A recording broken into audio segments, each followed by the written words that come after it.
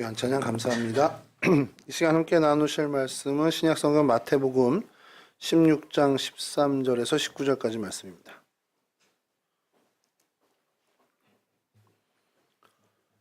마태복음 16장 13절에서 19절까지 말씀 저랑 한 절씩 교독하시죠.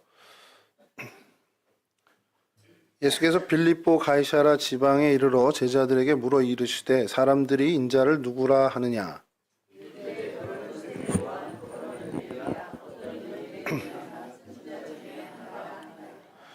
이르시되 너희는 나를 누구라 하느냐.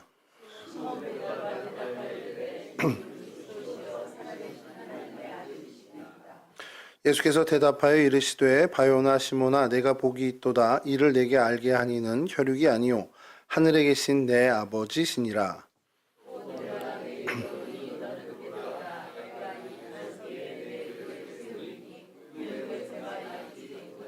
함께 하시죠. 내가 전국 열쇠를 내게 주리니 네가 땅에서 무엇이든지 매면 하늘에서도 매일 것이요 네가 땅에서 무엇이든지 풀면 하늘에서도 풀리리라 하시고. 아멘. 네, 오늘 성경 속의 장소 그리고 사건은 우리 가이사라 빌립보에 대해서 가이사라가 그 지중해 연안에도 한 도시가 있고요. 그걸 좀 구별하기 위해서 가이사라 빌립보로 이렇게 칭호를 했는데 오늘 그 가이사라 빌립보에 대해서 좀 이야기를 좀 나눠보려고 합니다. 갈릴리 호수가 그 이스라엘 땅의 이제 약간 북쪽에 이렇게 위치하고 있고요.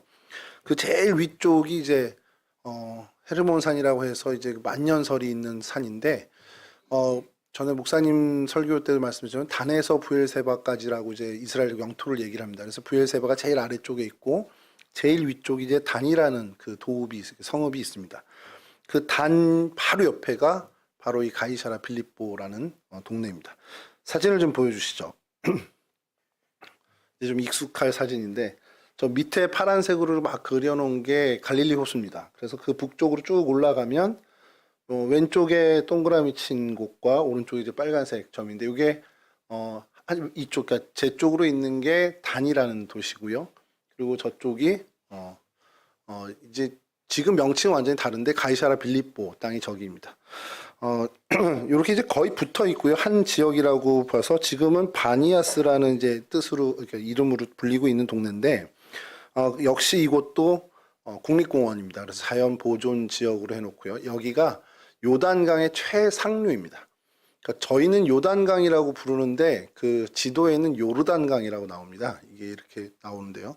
그래서 그 제일 상류, 그러니까 요단강이 이렇게 갈릴리 호수로 들어가는 건 이제 한 줄기나 두 줄기 정도로 보이지만 그게 이제 상류로 갈수록 많은 지류들이 있어요. 그래서 그 지류 중에 이제 헤르몬산에서 내려오는 그쪽에 있는 게 이 가이사라 빌립보입니다. 이 가이사라 빌립보라는 이름에서부터 여러분 좀 뭐 범상치 않죠. 어떤 뭐 지역의 이름을 딴 것이 아니라 말 그대로 사람의 호칭을 갖다 놓고서 이제 도시가 된 건데 이 땅은 원래 이 도성은요 원래 가이사 그 아구스도라고 우리 알고 있는 그러니까 쉽게 해서 옥타비아누스죠. 옥타비아누스가 헤롯 왕에게 이제 하사한 그 땅인데 그 땅을 이제 헤롯 대왕 아들 그러니까 그 후예인 빌립 왕이 헤롯 빌립이 이 도시를 새롭게 정비하고 그러니까 황제를 기념하는 도시로 만들기 위해서 가이사라라는 케사르라는 이름을 붙인 겁니다. 근데 그 가이사라라는 동네가 또 하나 아까 말씀드렸죠. 지중해 연안에 항구 도시 가이사라가 있어서 그것과 어떻게 보면은 좀 어떻게 구분하기 위해서 자기의 이름인 빌립보 이것을 이제 붙인 거죠. 가이사라라는 이름을 붙이는 도시는 그 도시마다 좀 황제를 기리는 도시다 보니까 그 특징을 좀 갖고 있습니다. 헬라와 로마 문명이 일단은 발달을 하게 되죠. 아무래도 그러다 보니까 유대인보다는 이방인들이 더 많이 거주하는 지역이 됩니다. 예수님께서 이 북방 지역 이쪽으로 사역 마지막쯤 해서 이제 올라오시게 된 건데 그 올라오게 되신 이유에 대해서는 성경학자들의 의견이 좀 분분합니다. 어쨌든 근데 이곳에 도착하셔서 특별한 사역을 하셨다기보다는 제자들과 어떤 그 관계를 좀 더 강화하고 그들에게 주님에 대해서, 주님의 정체성에 대해서, 그리고 순환에 대해서 이제 이야기를 하시는 사건이 이제 벌어지게 되죠.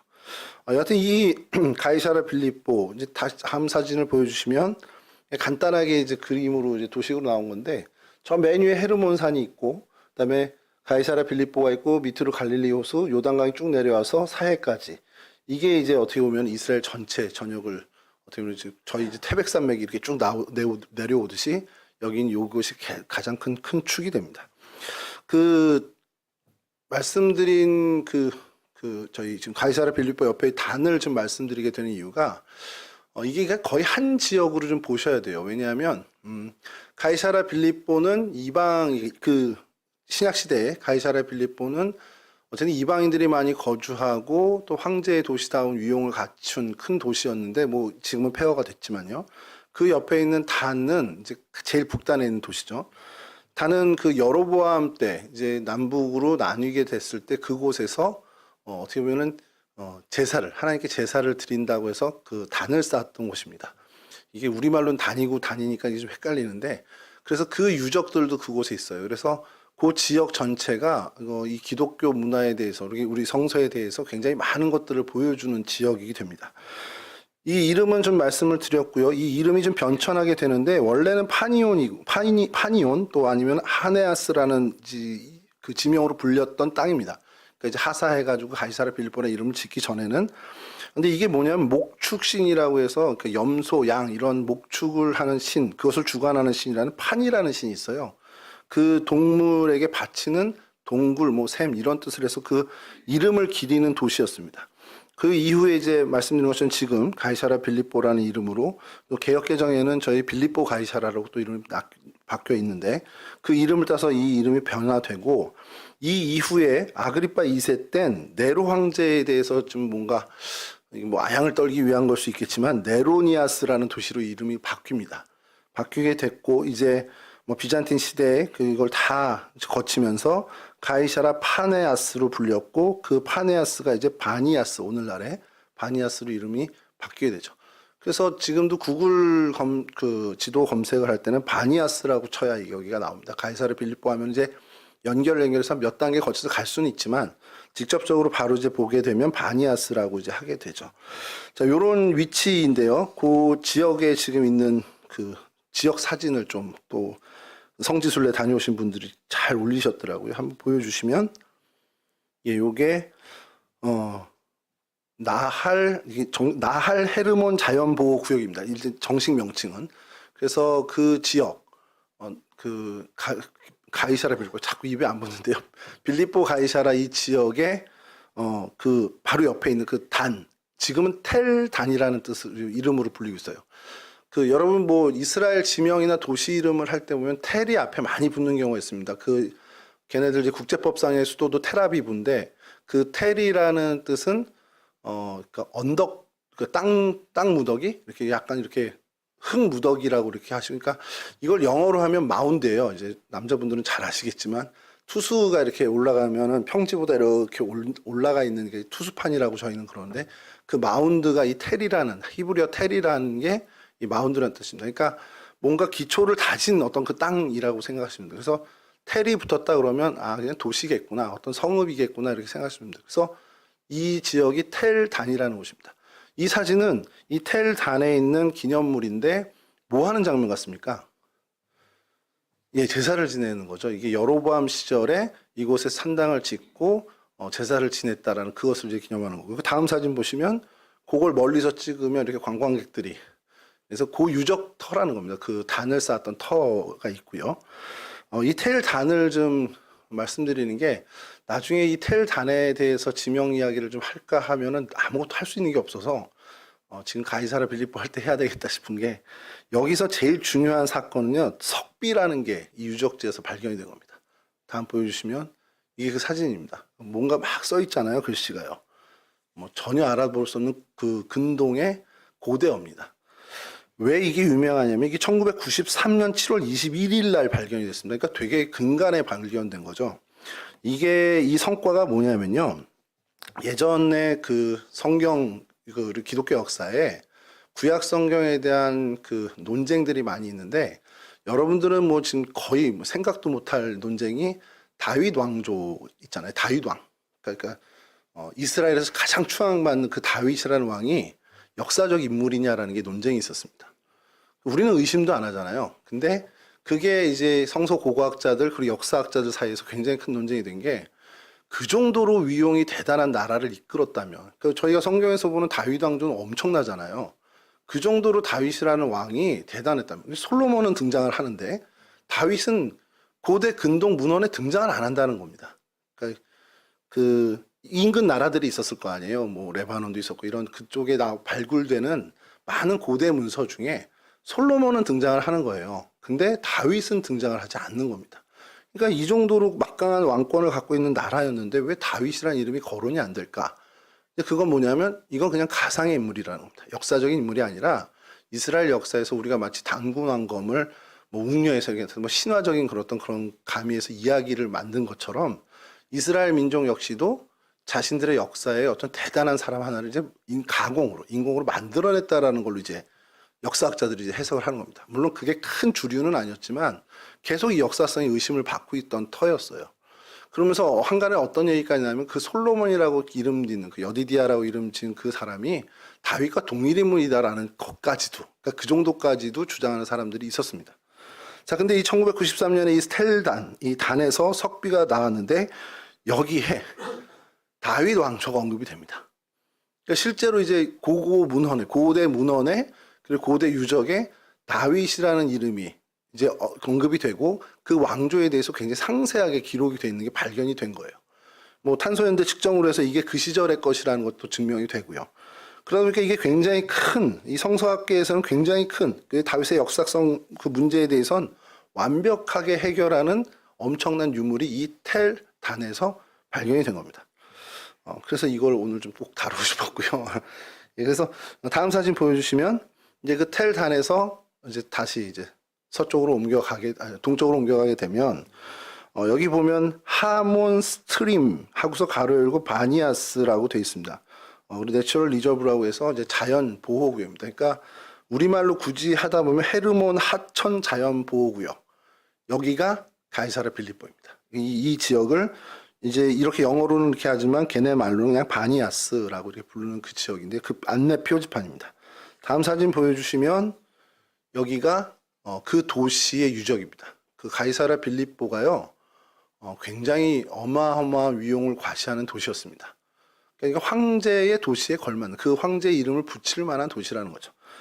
그리고 그 다음 사진 보여주시면 이 유적지 중에 이제 발견하게 된 것이 여기 보면 템플 오브 아우구스토스라고 해서 아우구스투스 신전입니다.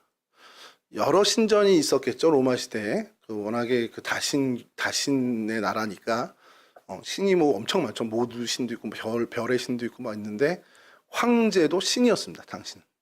그러니까 왕을 신으로 이렇게 모시는 나라가 그렇게 많지는 않은데 일본이 이제 그 이후에 메이지 신 이후에 역사를 지나면서 그 일본의 그 왕을 하늘의 족속으로 이렇게 이제 어떻게 보면 역사를 바꾸잖아요. 그러면서 성이 없습니다. 일본 왕은 일왕은 성이 없어요. 왜냐하면 하늘에서 내려온 존재이기 때문에 그 성이 없어요. 저는 가시인데 그 성이 없는 겁니다. 근데 로마 역시도 이 황제를 신으로 신격화해서 신전을 지어서 섬기는 그런 일이 이제 성행했죠. 그만큼 엄청난 권력을 갖고 있으니까 그렇게 되는데 그 신전의 터입니다. 그리고 그 신전의 터에 대한 안내문이 들어있는 거고요. 그래서 그것을 좀 멀리서 찍은 사진이 다음 사진인데요. 요 바로 앞에 있는 게 그 안내판이고 저쪽으로 이제 신전 터가 있습니다. 그래서 이게 뭐 상상도를 그린 것들이 뭐 여러 개 있는데 뭐 그거를 좀 소개하기는 좀 그렇고요. 이 정도로 그 신전이 있는데 이 위치를 좀 여러분 기억해 주셔야 되는 게 이 도시의 그래도 높은 지역입니다. 우리 서울로 치면은 남산 기슭 정도 된다라는 거죠. 이게 되게 중요합니다. 이제 그건 좀 그 다음에 이제 다음 사진 보여주시면 그럼 이 황제를 섬기는 그 어떤 신전만 있었냐? 그게 아니고 아까 말씀드린 이 바네아스라는 동네가 판신 그 아까 말씀드린 목축의 신 판이라는 목축의 신을 섬겼던 동네다 보니까 이 판신을 섬겼던 신전 터도 있습니다. 이제 그거보다 좀 낮은 턱에 이제 근데 여기가 그 터 유적입니다. 옆에 기둥도 좀 보이고요.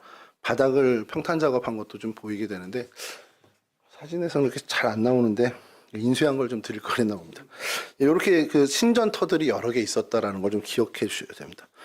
이 판신이라는 것은 여러분 검색해 보면 한두 번쯤 보셨을 거예요. 이렇게 염소 모양의 얼굴에 이제 사람인데 다리는 뭐 4개 이렇게 있는 그런 비슷한. 그래서 뭐 가축을 관장하는 신이라는 거, 그 신이 이제 이 동네에서 오래전부터 이 판신을 섬겨왔다라는 것. 그러니까 이제 가이사라 빌립보라는 이름을 갖기 전부터 이 지역 사람들이 그 염소신이라고 해야 되나? 그 판신을 섬겼는데, 저기 보시면 동굴이 하나 비슷한 게 있잖아요. 거기에 이제 가축을 이제 죽여서 던지는 그런 이제 재물을 던지는 그런 곳이 있다라는 겁니다. 이러한 도시인데, 이 도시는 뭐 가이사라라는 이제 황제 이름도 붙이고 당시 이제 빌립 왕 이름도 붙였다 보니까 이 도시 자체는 이제 굉장한 도시였겠죠. 대도시고, 그러다 보니까 상업도 이제 발전을 하게 되고, 이제 로마 군사도 주둔을 하고 있었던, 군사적으로도 굉장히 중요한 도시였다는 것. 예루살렘을 이제 함락하러 오는 로마 군사가 이제 로마에서부터 이렇게 여정을 떠나오잖아요. 예루살렘에 가기 전에 마지막으로 쉬었던 곳이 바로 이 도시라는 겁니다. 그래서 전열을 가다듬고 재정비한 다음에 이제 거기서부터 출발해서 쉬지 않고 예루살렘까지 가서 뭐 하루 이틀 걸렸겠죠. 그래도 쉬지 않고 가서 예루살렘을 함락했다라는 요세푸스의 기록도 있습니다. 여하튼 이렇게 군사적으로도 상업적으로도 굉장히 좀 중요한 도시였는데, 지금은 완전히 폐허입니다. 완벽한 폐허라고 할 정도로 폐허가 되어 있습니다. 그건 이제 저같이 이런 신앙을 갖고 있는 사람은 그렇게 생각하겠죠. 당연히 황제를 섬기는 도시였고 이방의 신이 그렇게 넘쳐난 역사, 정말 오랜 역사 동안 그렇게 이방을 섬기던 땅이다 보면 폐허가 되는 게 맞는 거 아닌가라는 생각을 저 같은 경우는 하죠. 그리고 뭐 저희들의 신앙 고백은 그렇게 될 수 있는데, 여하튼 이 도시가 성경에 그럼 어떻게 언급이 되냐 그러면 성경엔 딱 2번 나옵니다. 그래서 갈등을 한 겁니다. 이거 성경 지명 이야기를 할 때 이 도시 신약에서만 딱 2번 나오는데 해야 되나? 왜냐하면 사건이 없잖아요. 그러다 보니까. 오늘 본문에 나오고요. 마가복음 8장 27절에 나옵니다. 마가복음 8장 27절을 읽어드리면, 예수와 제자들이 빌립보 가이사라 여러 마을로 나아가실 때 길에서 제자들에게 물어 이르시되 사람들이 나를 누구라고 하느냐.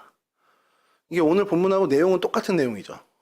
그러니까 이 도시에서 일어난 사건, 그리고 저희가 성경의 지명 이야기를 하고 그곳에서 일어난 사건을 말씀을 나누려고 할 때 이 가이사라 빌립보 혹은 빌립보 가이사라를 얘기하면 사건은 하나밖에 없습니다.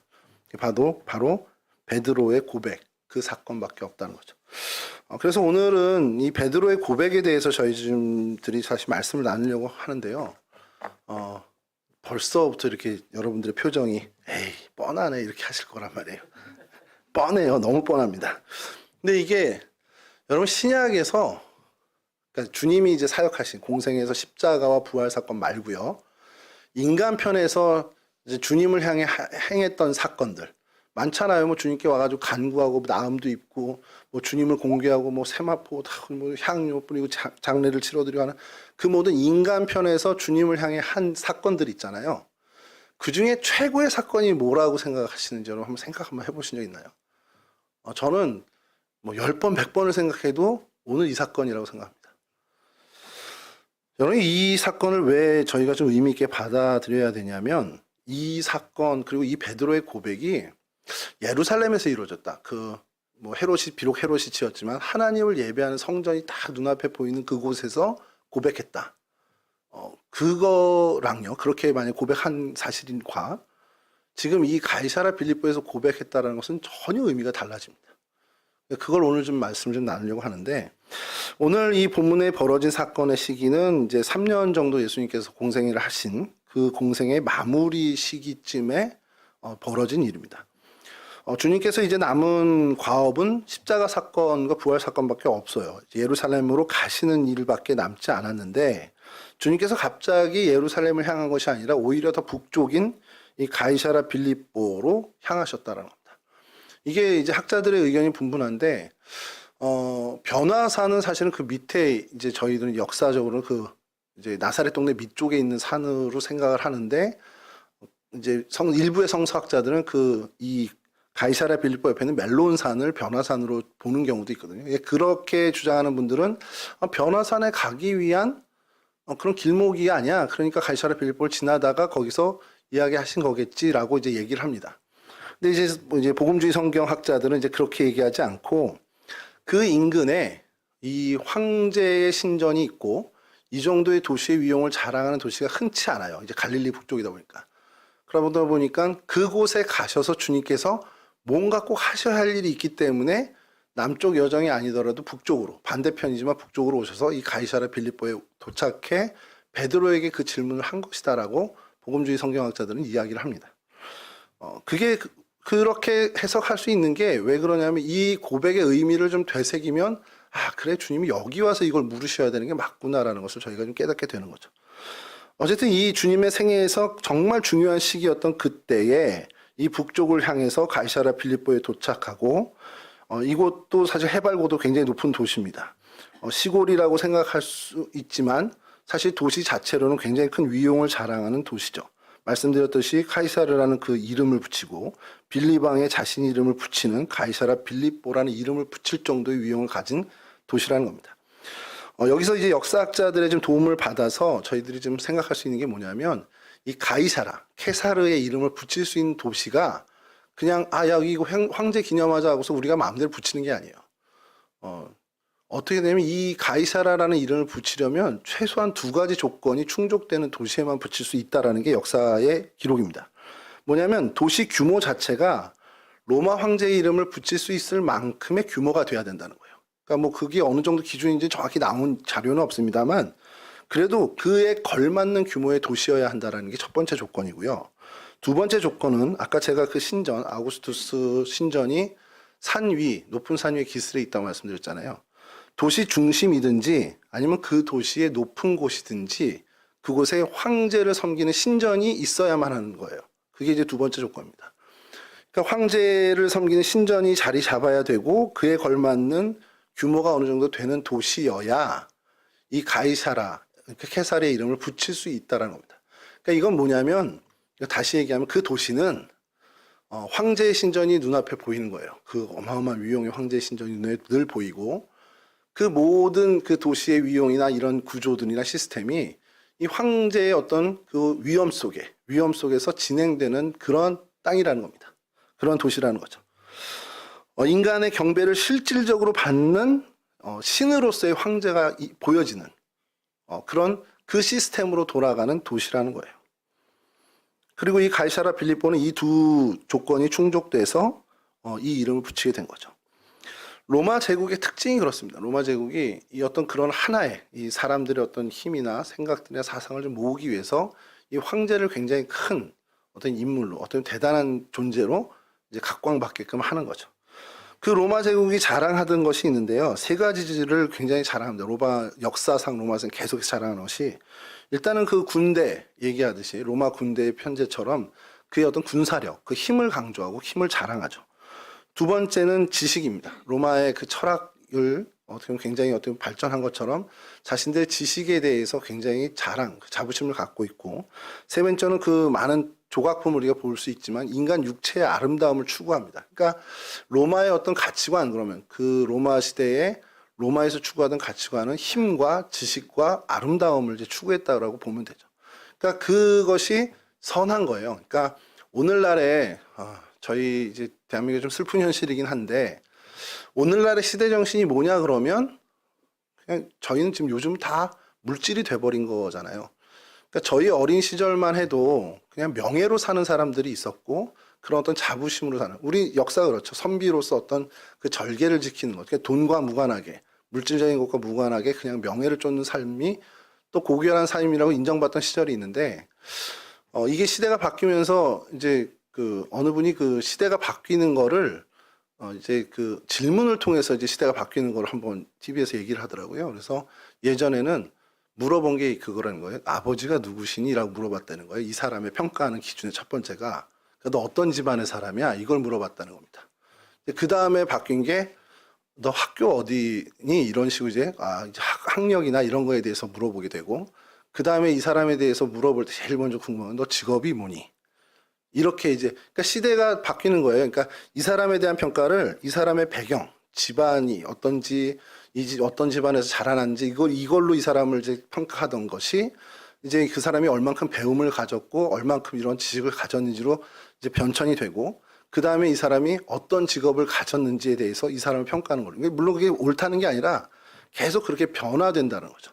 그 오늘날은 뭘 것 같습니까? 우리 청년들한테 이제 뭐 청년들이 연애를 한다거나 아니면 누굴 소개할 때 얘를 내가 좀 소개하려고 그러면 제일 먼저 이 사람에 대해서 뭘 얘기하냐?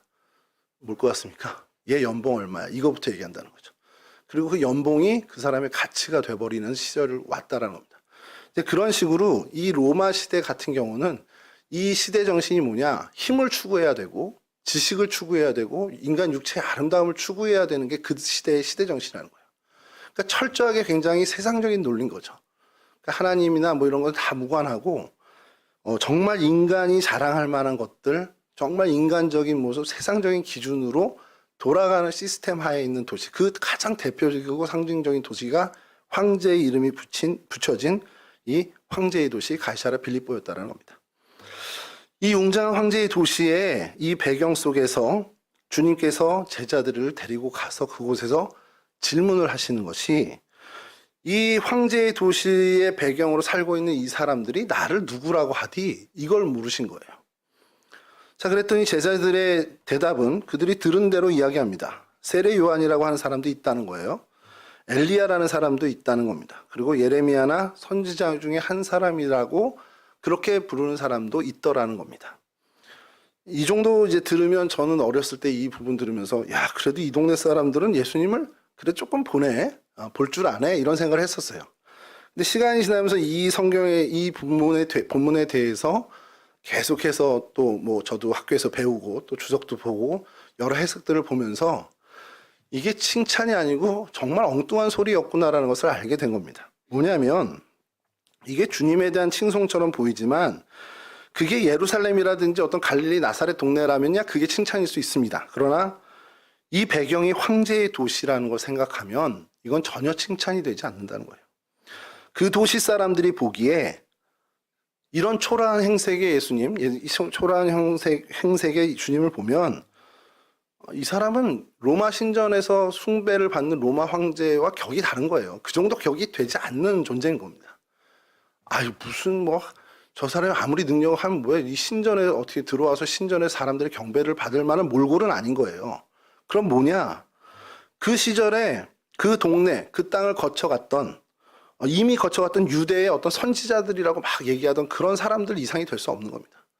그러니까 그저 그런 유대의 그런 몰골을 지니고 지냈던 그리고 뭐 비참하게 죽임을 당했던 하여간 그런 선지자 정도, 그러니까 선지자라고 부르는 그 정도, 랍비 그 정도야 이렇게 얘기하는 거지 추앙을 받고 섬김을 받을 만한 어떤 그런 존재는 전혀 아니라는 것을 이야기하는 겁니다. 그 추앙을 받고 섬김을 받는 존재가 누굽니까? 그들의 눈에 지금 보이는 황제라는 거죠.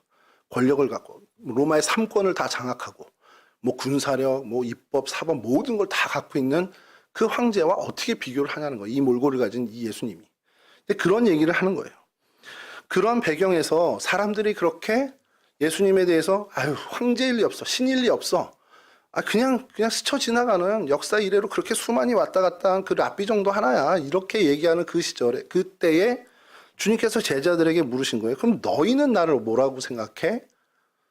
그때 베드로가 어마어마한 고백을 하죠. 주는 그리스도시요 살아계신 하나님의 아들입니다. 이게 뭘 얘기하는 걸까요? 지금 배경이 가이사랴 빌립보입니다.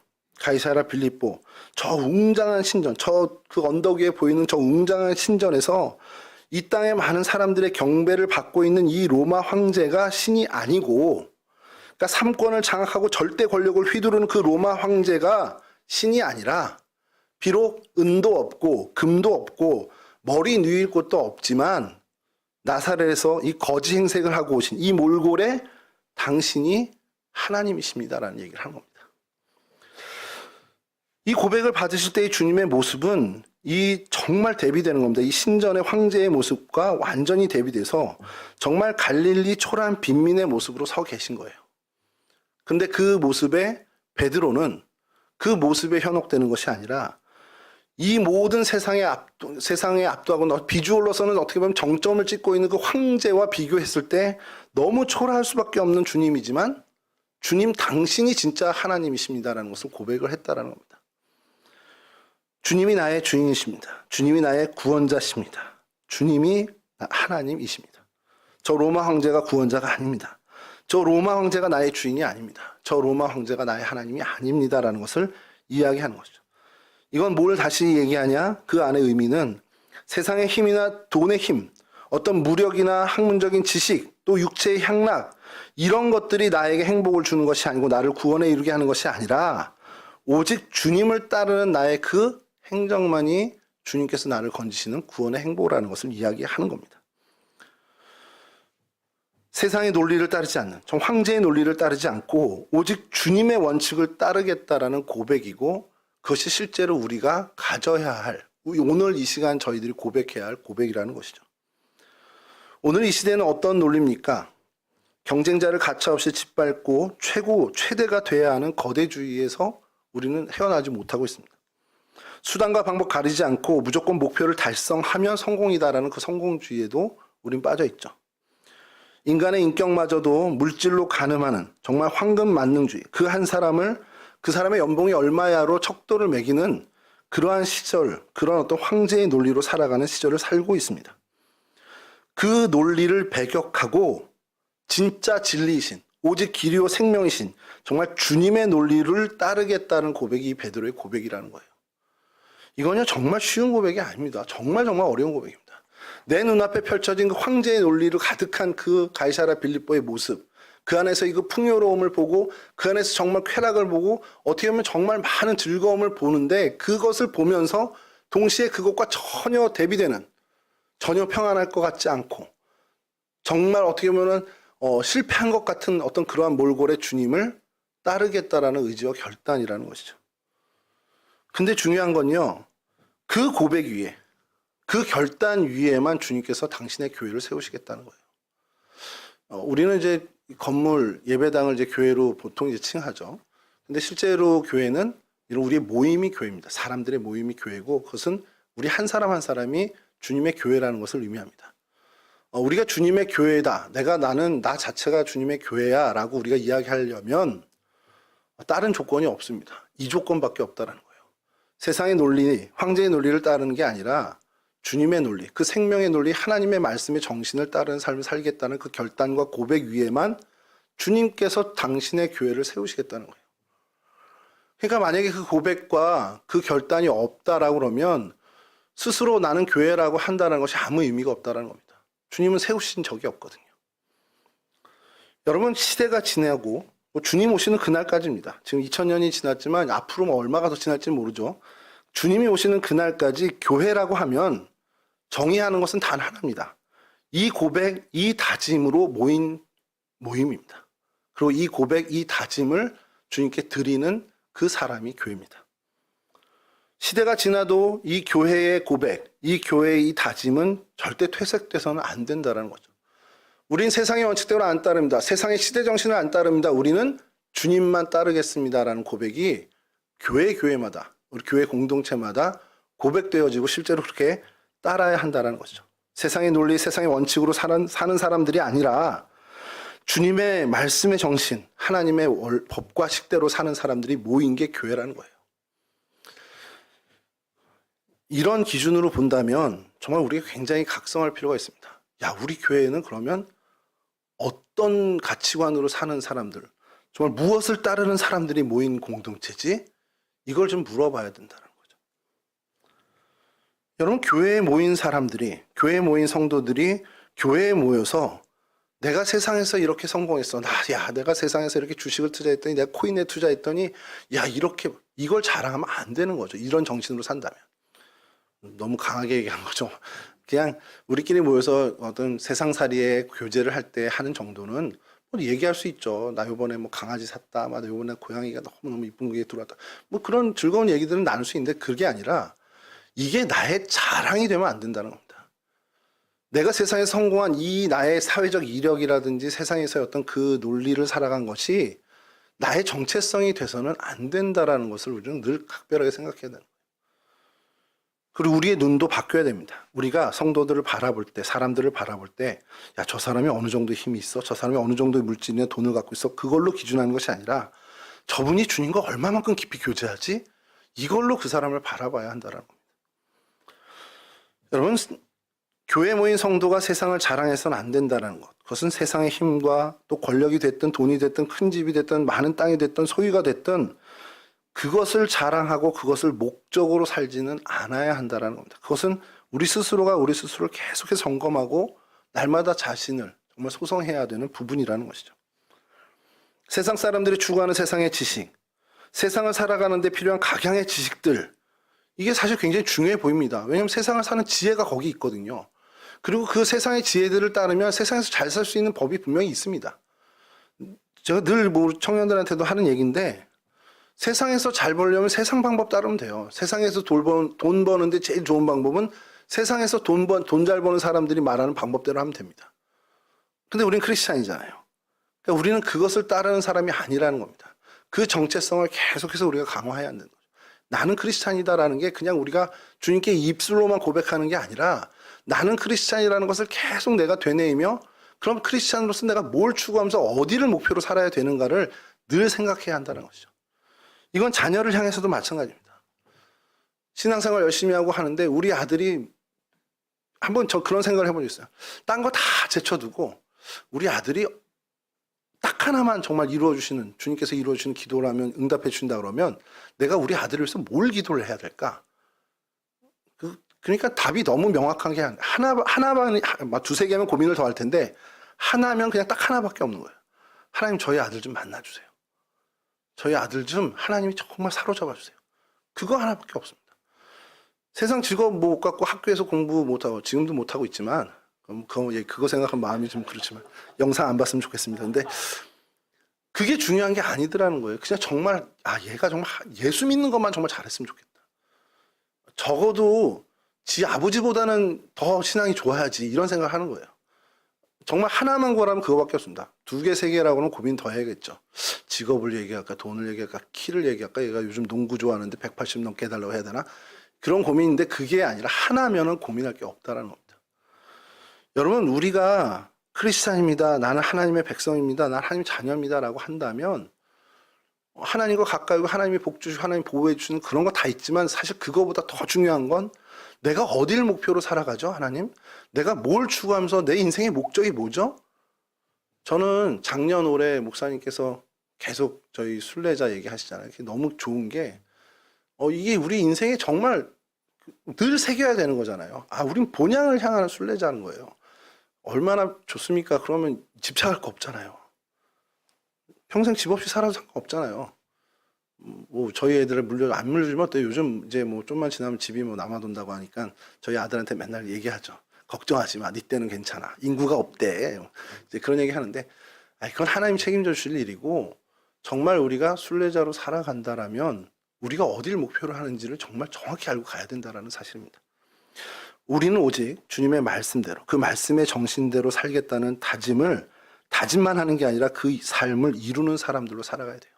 황제의 논리, 세상의 논리, 세상의 법과식이 아닌 하나님의 말씀의 법과식대로 사는 거에 최선을 다해야 한다는 겁니다. 세상의 지식 뭐 유용하게 많이 있습니다. 돈도 유익하다라고 잠언에 있는 말씀처럼 돈도 유익합니다. 그러나 그 유익이 우리를 건져내지 못합니다. 우리를 건져내는 것은 오직 주님이시라는 것.